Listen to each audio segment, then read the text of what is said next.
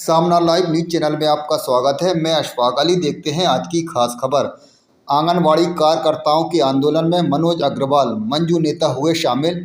पिछले 4-5 दिनों से आंगनवाड़ी कार्यकर्ता कर रही धरना प्रदर्शन। आंगनवाड़ी कार्यकर्ता महिलाओं ने हजारों की तादाद में शामिल होकर निकाली रैली, दिया मुख्यमंत्री के नाम ज्ञापन। छतरपुर जिले की हजारों आंगनबाड़ी महिला कार्यकर्ताओं के द्वारा अपनी 11 सूत्री मांगों को लेकर विगत 4-5 दिनों से जिला पंचायत के सामने धरना प्रदर्शन किया जा रहा है, जिसमें हजारों की तादाद में आंगनबाड़ी कार्यकर्ता महिलाएं इस सर्दी में अपनी मांगों को लेकर धरना प्रदर्शन कर रही हैं। लेकिन शहर का ना कोई विधायक, ना सांसद, ना छोट भैया नेता और ना ही कोई प्रशासनिक अधिकारी इन लोगों के पास इनकी समस्या सुनने के लिए अब तक आया है। इसी बात से नाराज होकर इन महिलाओं ने हजारों की तादाद में एकत्रित होकर डाकखाना चौराहे होते हुए विशाल रैली निकाली और कलेक्टर परिसर पहुंचकर मुख्यमंत्री शिवराज सिंह के नाम ज्ञापन सौंपा, जिसमें मुख्य रूप से सभी आंगनबाड़ी महिला कार्यकर्ताओं को परमानेंट जॉब में शामिल करने की मांग रखी गई। इसके अलावा 11 सूत्री मांगों में जो जिले भर में आंगनबाड़ी केंद्र बने हुए हैं, उन्हें आंगनबाड़ी केंद्र बनाने का आह्वान भी किया। महिलाओं के इस आंदोलन में छतरपुर जिले के जाने माने समाज सेवी एवं लोकप्रिय नेता मनोज अग्रवाल उर्फ मंजू नेता अपना समर्थन देते हुए धरने में बैठी भूखी प्यासी महिलाओं के लिए लंच पैकेट एवं फलाहार की व्यवस्था कराई। साथ ही रैली में शामिल होकर आंगनबाड़ी कार्यकर्ता महिलाओं का मनोबल भी बढ़ाया। मेरा नाम शादी राय है। मैं फिलहाल अभी आंगनबाड़ी कार्यकर्ता मिनी सहायिका समिति चलाती हूँ। आज का ज्ञापन दिया क्या है? अभी फिलहाल हम लोगों की 11 सूत्री मांग है इसमें, लेकिन हमारी सबसे करणबद्ध मांग है कि हम लोगों को अर्जेंटली परमानेंट करे सरकार, नहीं तो हम लोग और अपने रोष में आकर इसी तरह से सरकार का भोपाल में जाकर घेराव करने वाले हैं। और 30 तारीख से 28 तारीख तक हम लोगों का धरना प्रदर्शन था। आज क्या मांग है आपकी?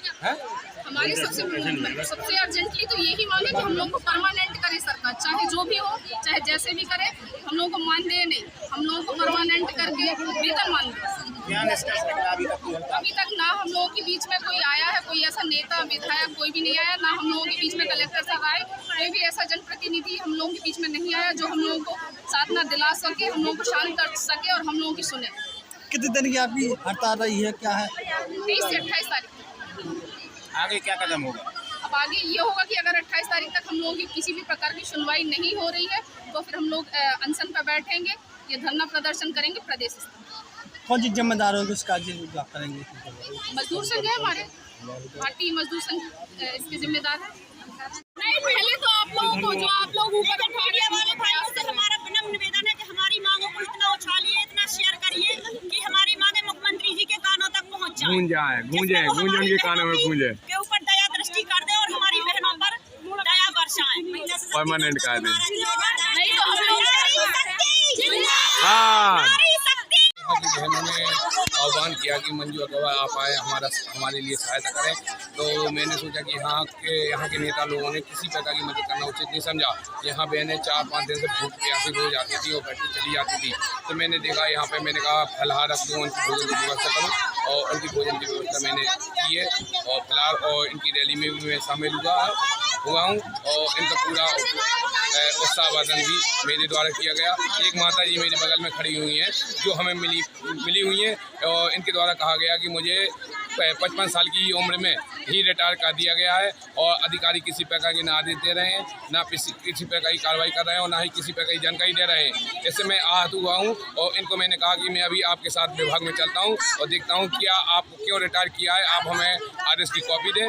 फिर मैं इनके उस आदेश की कॉपी को देखते हुए आगे में संज्ञान में लेकर उनके वरिष्ठ अधिकारियों से इसकी जानकारी लूँगा कि क्यों इनको आपने रिटायर कर दिया। शासन के नियम जो चूँकि 62 वर्ष की रिटायर की उम्र है और आपने 57 साल की उम्र में ही इनको रिटायर क्यों किया गया है। जो माता जी हमारे बगल में खड़ी हैं, आप इनसे पूछ सकते हैं कि ऐसा हुआ है कि नहीं हुआ है।